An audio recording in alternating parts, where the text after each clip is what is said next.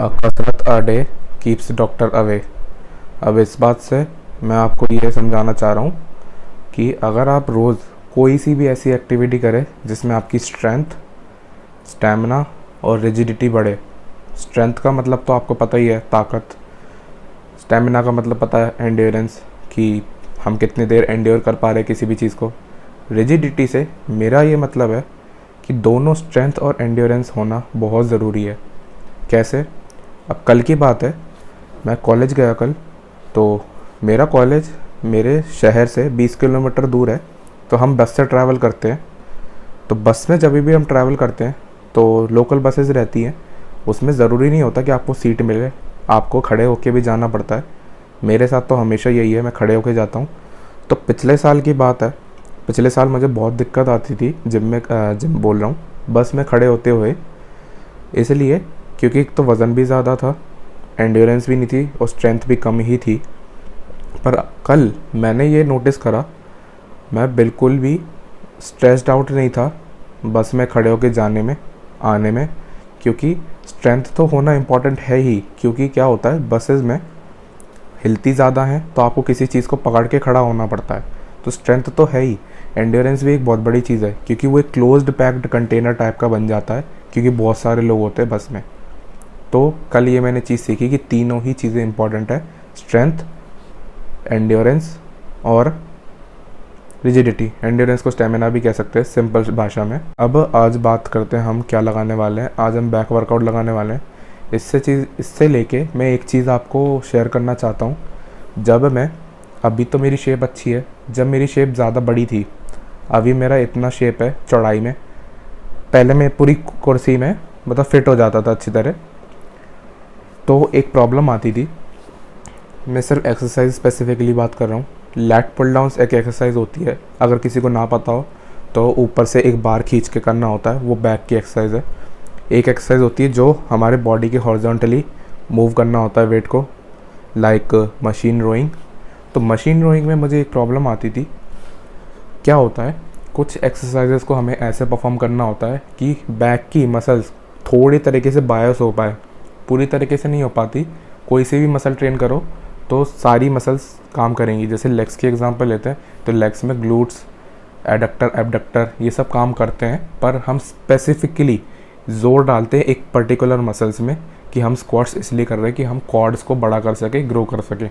ऐसे ही बैक में होता है लैट्स, जिसको लैटिमस डोर्सी भी कहते हैं, तो इसको शॉर्ट्स में लैट्स कहते हैं। तो लैट्स को ट्रेन करने के लिए अगर हम रोइंग से ट्रेन करना चाहते हैं तो एल्बो हमारे बॉडी के जितना पास होगा उतना अच्छा होगा। और अगर एल्बो थोड़ा सा दूर हुआ या और दूर हुआ तो हमारा अपर बैक ट्रेन होता है, जिसको ट्रैप्स कहते हैं, और रियर डेल्ट्स, और एक और मसल होता है टेरेस मेजर माइनर। ठीक है। तो मेरे साथ ये प्रॉब्लम होती थी, मैं शुरुआत में कभी भी लैट्स को ना फील नहीं कर पाता था और ना ही बायस कर पाता था। क्योंकि जब मैं रोइंग में हाथ पास लाता था, मतलब कोनी यहाँ लाता था, तो यहाँ तो अब जाने की जगह थी नहीं, अब तो है, पर पहले तो थी नहीं। तो मेरे को हाथ अपने आप ही ऐसे हो जाते थे, मेरे ऐसे करने भी पड़ते थे। तो वो पूरा एल्बो एंगल बना के पीछे को जाता था, जिससे कि मेरी अपर बैक ज़्यादा ट्रेन होती थी। इसलिए मेरे ट्रैप्स ना ग्रोड है। मैं कभी भी श्रग्स नहीं करता। ट्रैप्स को ग्रो करने के लिए मस्त एक्सरसाइज श्रग्स है, पर मैं कभी भी श्रग्स नहीं करता, क्योंकि आलस कह सकते हो आप। और मुझे नीड भी नहीं लगी, क्योंकि क्या होता था, जो मेरे बैक में हमेशा जो मसल शोर करती थी वो मेरे ट्रैप्स ही थे, तो फिर मैं उनको ट्रेन नहीं करता था। पर अब मैं कुछ पिछले दिनों में मैंने एक चीज़ नोटिस करी कि अब मेरे लैट्स भी शोर करते हैं, तो मतलब मैं अपने लैट्स को भी ज़्यादा बायस कर पा रहा हूँ। तो ये बहुत बड़ी दिक्कत होती है शुरुआत में। तो हमने अपनी मील वगैरह ले ली है, अभी हम जिम निकलने वाले 1 घंटे बाद। तो चलते हैं जिम में, बैक का वर्कआउट लगाते हैं, फिर आपसे मिलते हैं पोस्ट वर्कआउट चिट चैट में।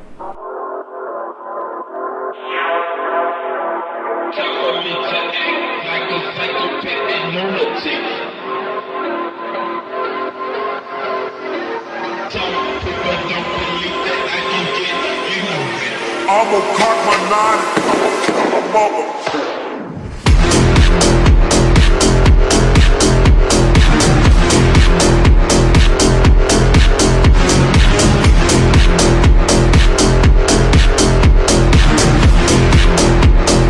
I'ma cock my nine.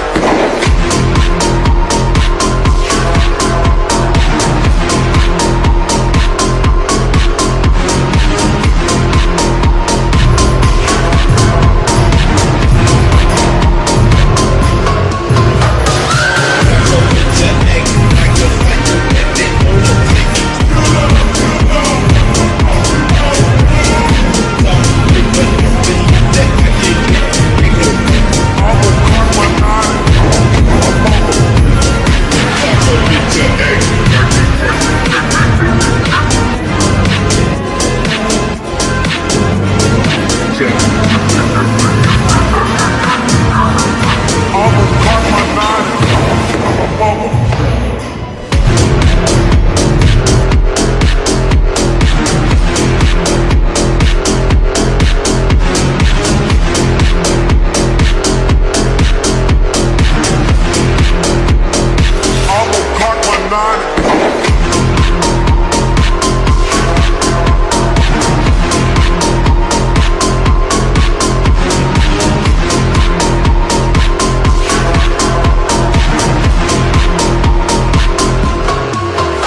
cock my nine.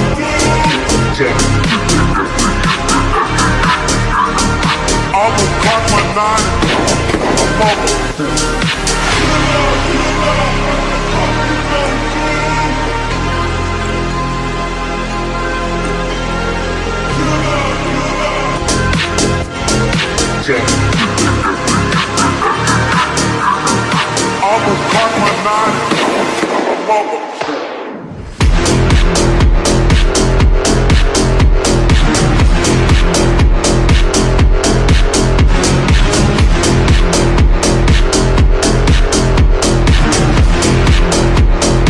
I'ma cock my nine. I'ma cock my nine. I'm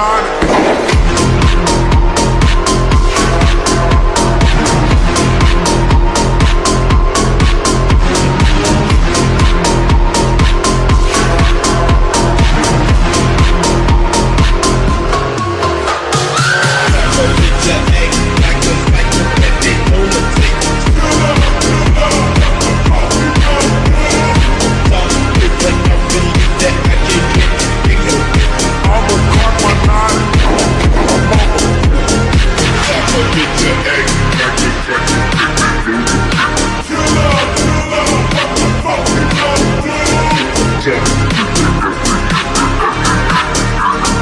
I'ma cock my nine. I'm a mother.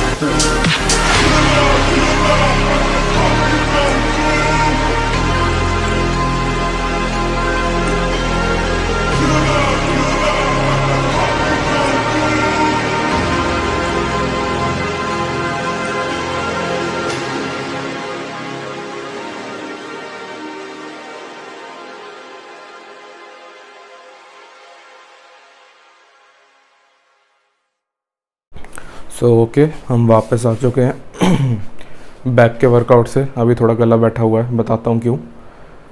जो बैक का वर्कआउट होता है ना, जब हम फेलियर तक अपने रेप्स परफॉर्म करते हैं तो आवाज़ें निकलती है ऊ आ अंदर से ही। मैं ज़्यादा शाउट नहीं करता कोई भी सेट लगाते समय या फिर कोई हैवी सेट लगाते समय या उससे पहले, मैं नॉर्मली रखता हूँ। पर जब बहुत मुश्किल होने लगता है तो अपने आप ही आवाज़ निकलती है। तो मैं कभी आवाज़ ऐसे निकालता नहीं मुँह से अच्छी तरह, गले में ही ग्रंट जैसी आवाज़ रहती है, तो उसकी वजह से आज थोड़ा गला बैठ गया। पर ठीक है, उससे हमारा बैक का वर्कआउट बिल्कुल भी अफेक्ट नहीं हुआ। तो बैक में मैंने कुछ ज़्यादा वॉल्यूम नहीं रखा, 10 सेट का मैंने बैक वर्कआउट रखा। वैसे मैं 12 सेट का रखता था, पर मैंने ये डिसाइड करा है कि कोई भी मसल्स उसको ज़्यादा वॉल्यूम नहीं चाहिए, अगर उसको इंटेंसिटी अच्छी प्रोवाइड हो रही है तो 10 सेट मेरे लिए बहुत है बैक के लिए। और मैंने ट्रैप्स भी ट्रेन करे थे। ट्रैप्स को मैं 10 सेटों में नहीं गिन रहा था, क्योंकि मैं उसको आइसोलेशन की तरह मानता हूँ। तो मैंने 2 सेट ट्रैप्स के लिए करे थे, श्रग्स, ठीक है। वो मैंने इसलिए करे क्योंकि अब मुझे ट्रैप्स चाहिए बड़े बड़े, क्योंकि मुझे लगता है ट्रैप्स मेरे अच्छी तरह ग्रो करेंगे। और वैसे भी मेल्स में शोल्डर्स और ट्रैप्स बहुत अच्छी तरह ग्रो करते हैं, पर मेरे शोल्डर्स बहुत लैग कर रहे हैं। तो मैं इसके बारे में सोच भी रहा था कि मैं अपने वर्कआउट स्प्लिट में कुछ चेंजेस करूं क्या, शोल्डर डे अलग रखूं क्या, पर उसमें भी प्रॉब्लम है, ज़्यादा वो बैठ ही नहीं पा रहा है, दूसरी मसल्स अफेक्ट होंगी उस चीज़ से, खास करके ट्राइसेप। तो आज का बैक का वर्कआउट ये था। और मील्स की बात करें तो मैं जिम के बाद, जैसे ही मैं जिम से निकलता हूँ, मैं जाता हूँ ठेले पे, अंडे वाले ठेले पे, उधर मैं 6 वोल एग्स खाता हूँ। पहले मैं ठंडों में 8 वोल एग्स खाया करता था पोस्ट वर्कआउट में, और पूरे दिन में 7 वोल एग्स खाया करता था। तो मैंने दिसंबर, जनवरी, फरवरी मैंने 14 से 15 अंडे खाए हैं वोल एग्स। ऐसा कोई नेगेटिव इफेक्ट नहीं है, प्रोवाइडेड कि मैं ऑयल कम यूज़ करता था, क्योंकि उसमें जो फैट्स वगैरह होते हैं, फैट्स नहीं, जो कोलेस्ट्रॉल लेवल होता है वो होता है अच्छा, येलो पार्ट में जो एग्स का, उसमें अच्छा कोलेस्ट्रॉल होता है। तो कोलेस्ट्रॉल हमें जो कुकिंग ऑयल है उससे भी प्रोवाइड होता है, पर कुकिंग ऑयल में यूज़ ही नहीं करता था, तो वो घी भी यूज़ नहीं करता मैं, तो ठीक है, मेरी बॉडी को जितना चाहिए उतना मिल रहा था। पर उस टाइम पे ये इतने सारे एग्स खाना वही ज़्यादा बढ़िया था। अभी के टाइम पे बिल्कुल गलत है, गर्मी है, रिएक्शन कर सकते हैं। ये जो आप देख रहे हो पिंपल, ये पहले बहुत होते थे क्योंकि मैंने नए नए खाने स्टार्ट करे थे। नए नए का मतलब मैं खाता तो बचपन से ही था, पर बीच में मैंने छोड़ दिए थे, क्योंकि पहले मैं टेस्ट के उससे खाता था पर मुझे इसके बेनिफिट्स नहीं पता थे। फिर मैंने बीच में खाना स्टार्ट कर दिया था दोबारा, कभी कभी खाता था मैं। फिर जब वो रेगुलर होता है ना रोज़, तो तब मुझे वो रिएक्शन करना स्टार्ट करा, क्योंकि होता है अलग अलग गट्स होते हैं लोगों के, गट हेल्थ। तो फिर वो धीरे धीरे सूट करने लगा, तो ये थोड़े से हो गए, जिसको कहते हैं गर्मी की वजह से पिंपल हो गया, इधर भी हो गया था। तो उसके लिए काउंटर पार्ट करने के लिए हम ठंडी चीज़ें ले लेते हैं एक आध। सबसे बड़ी चीज़ तो नींबू है, और दूसरी चीज़ें भी हो सकती है। अगर आप कैलोरी अफोर्ड कर सकते हो तो आप सोडा भी पी सकते हो, सोडा भी काफ़ी ठंडा करता है, पर मैं नहीं लेता क्योंकि उसमें मीठा काफ़ी मिलाया जाता है जो बाहर का सोडा होता है। घर का सोडा मैं बनाने में बिल्कुल भी इंटरेस्टेड नहीं हूँ, क्योंकि अपनी मील्स वगैरह भी बनानी होती है, तो मैं इतना सारा काम मैनेज नहीं हो सकता। तो अब बात करते हैं कि हमारा स्टडी सेशन अभी हम कंप्लीट करेंगे। कल तो हो नहीं पाया था ढंग से, क्योंकि मैंने बता रखा है आपको कि मेरा जो स्लीपिंग शेड्यूल है वो ज़मीन आसमान पे हो रखा है। 5 बजे सोना, 2 बजे उठना। तो कल मुझे कॉलेज जल्दी जाना था, 10 बजे मैं उठा था, तो 4-5 घंटे की नींद पूरी हुई थी। और मुझे दिन में कभी भी नींद नहीं आती, तो मैं पूरा दिन नशेड़ियों की तरह घूम रहा था। जैसे तैसे मैंने कल का वर्कआउट भी करा।